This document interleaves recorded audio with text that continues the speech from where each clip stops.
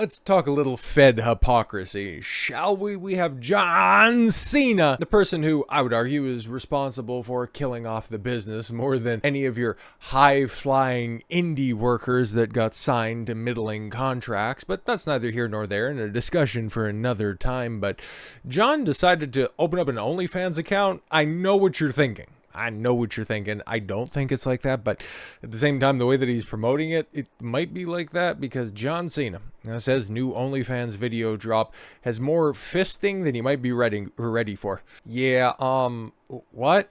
Okay, like I understand the original purpose of OnlyFans was for celebrities to have an exclusive place where they could interact with their fans and their supporters. And then, of course, the moment that they heard that you could have X-rated content on there, every thought from sea to shining sea decided to sign up and, pollute the platform. I don't know, is Cena trying to also play on its reputation as well as its intended purpose? I'm sure it's something like that. He's a funny guy. I don't respect him as a wrestler, but as a human being, outside of his goofy positions and his weak-willed spine when it comes to dealing with China and his perception of what exactly Taiwan is, I'd imagine he could probably be a pretty funny guy. As previously announced, the 16-time world champion John Cena launched an OnlyFans under the name Ricky Stenicki to promote his new movie Ricky Stenicki, which will hit theaters March 7th. I wonder if it'll perform as well as his other recent Hollywood endeavor as Argyle. Yeah, he was in Argyle too. He's also part of the Bait and Switch, but not quite as big of a name as Henry Cavill. So it's funny he didn't end up catching strays on that one.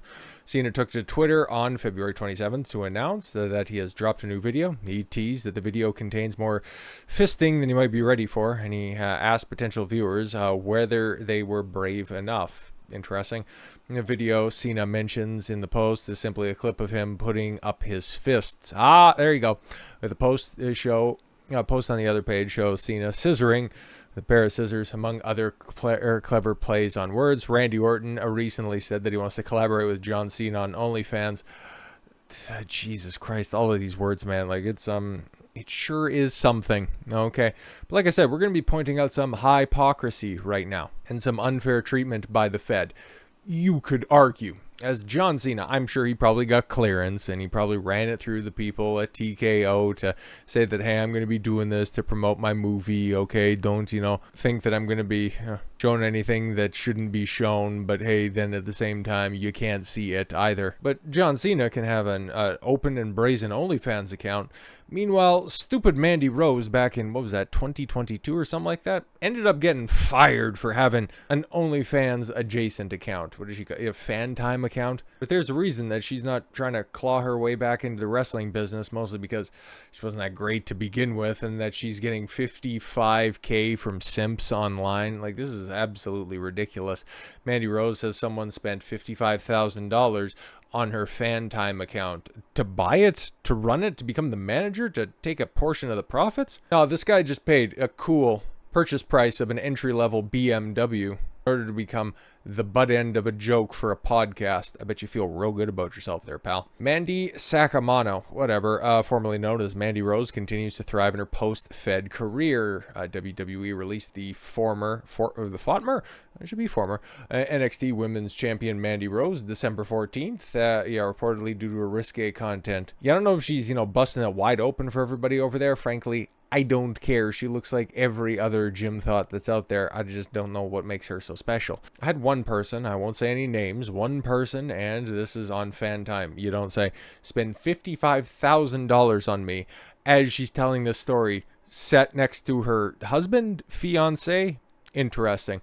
So I'm like, wow. What does he do for a living that he's able to spend this type of money on one person? Oh, probably nothing of significant acclaim. Okay, this is just a lonely guy who thinks that he'll get your attention. You're the most beautiful girl that I've ever seen in my entire life. You just deserve the world, sweetheart. It's so terrible how the evil Fed treated you. And it's definitely over a little time period. It was wild. So thank you.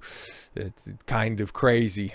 December 2021, Fan Time congratulated Rose for making $1 million in a month. So yeah, $55,000 in a small period of time.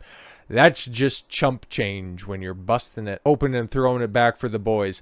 on the internet with absolutely no shame. But funny how the company has changed. And in a recent talk I had with Ryan Dawson that you guys seen, I put the podcast up on the channel. Hopefully you guys did enjoy that, because I had a hell of a good time talking wrestling with Ryan. Look forward to future collaborations there as well. You guys can also look forward to those as well. But just the difference and the changes that the business has made over the years that I've been watching, it's stark, because you just cast your mind back to the late 90s, early 2000s, the attitude and the ruthless aggression time, where if a chick wanted to have a fan time account, I'm sure the Fed would probably want a bit of a taste. But you remember, like, how many chicks got Playboy deals? How many chicks got long-term contracts based on their ability to procure those Playboy deals? Everybody was fine with it. They couldn't work to save their life, and frankly, has the in-ring product really gone up all that much? If you want a spicy take, I don't think women's wrestling is even near the middle of the card performance that you get from your male wrestlers. But oh no, stunning and brave. And I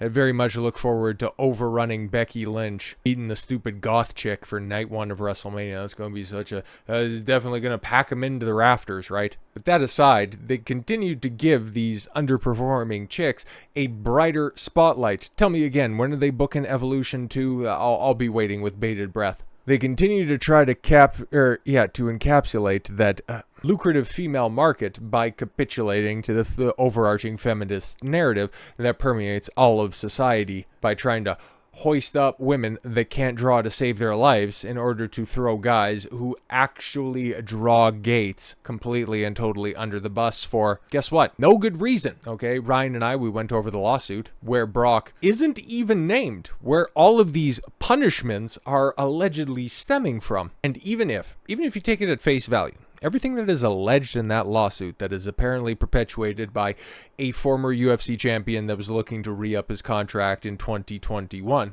the thing that he asked for was illegal?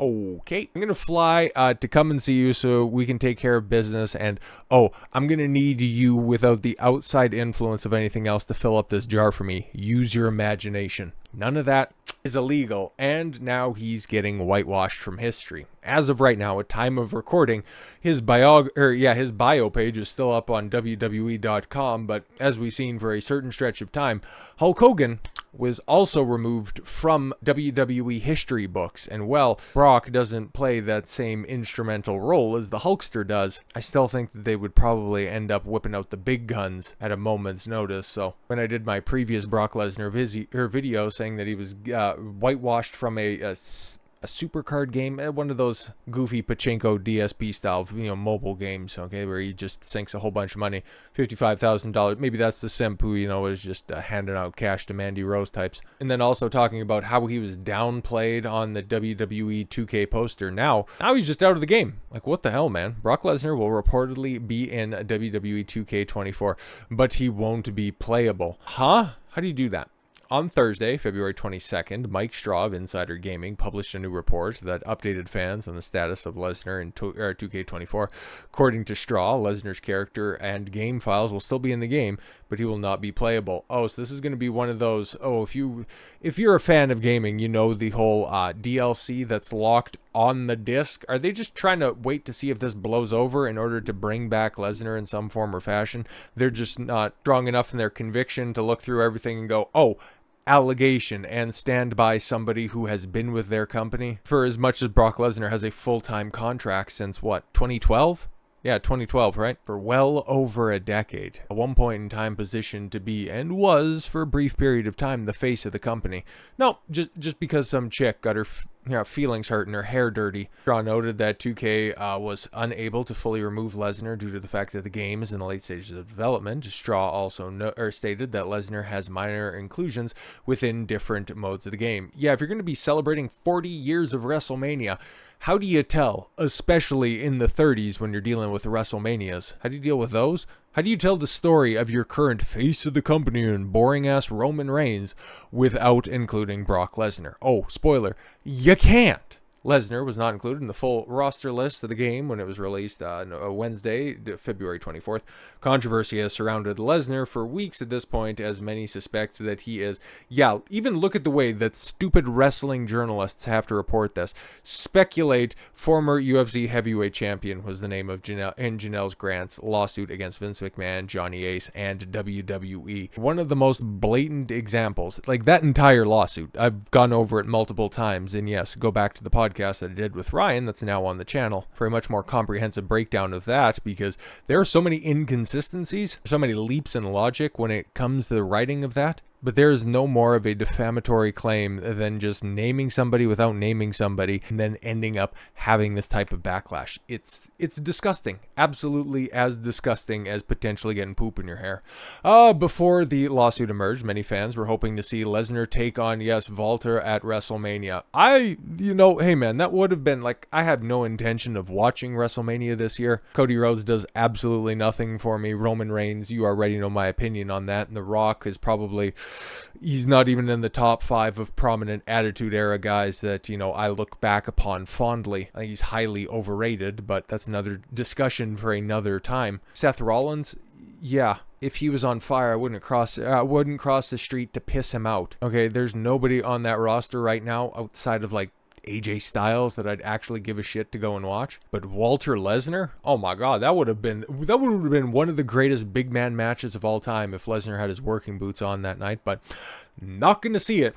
And it's not like it's really, biting at Brock all that much, because I can go out there and he can be a dad. He's so above this shit because he's made his money. He's made his millions. And frankly, if he wants to fight back against this, it'd probably be the best for the wider implications of these types of lawsuits. But if you know Brock Lesnar, you know that the man just doesn't give a shit about literally anything. He's just going to go do whatever he wants. He's going to go farm in Saskatchewan. He's going to go cheer on his very genetically endowed daughter. Like, holy shit. Because as you can see here, Brock Lesnar's daughter amidst WWE exit, Beast finds comfort in daughter's victory. And yeah, man, this is what I want to see, because eventually when these accusations end up either being bore out to be false, or there comes to some sort of conclusion in another way, the history books are going to properly assess Brock Lesnar as being one of the most instrumental figures in WWE history once again. Brock Lesnar is a freak of nature. His sheer power and explosiveness are unusual for someone his size. The exact characteristics made him a name to be feared in both the WWE and UFC. The Beast Incarnate seems to pass these abilities on to his 21-year-old daughter, Maya Lesnar. The 2002 born has several videos of her prowess, and the shot put go viral.